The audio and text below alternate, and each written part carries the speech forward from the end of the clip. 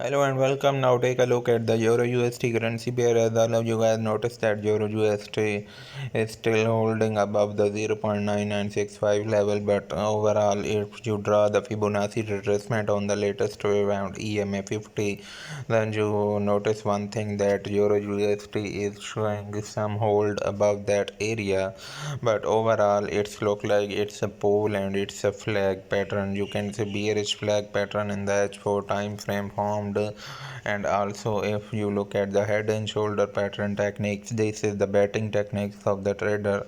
So you can say this is the head and this is the shoulder area and this is another shoulder area. So obviously it's an inverted head and shoulder pattern, and it will continue to go in the selling direction until overall the market is holding below the 1.0053 level.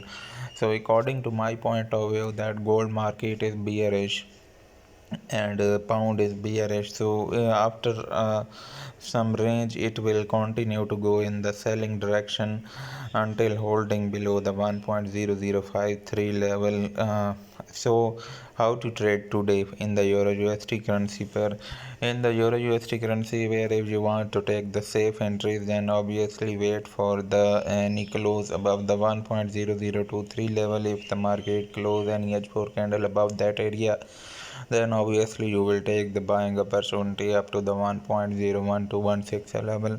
And if the market close any H4 candle below the 0.9986 level, so obviously you take the sell entry. But still the market is ranging around this EMA 50 exponential. So according to pattern and betting techniques of the traders, the trend is bearish and it will continue to fall in the upcoming days. So wait for the entry that I tell you. Thanks for watching. Subscribe to our channel.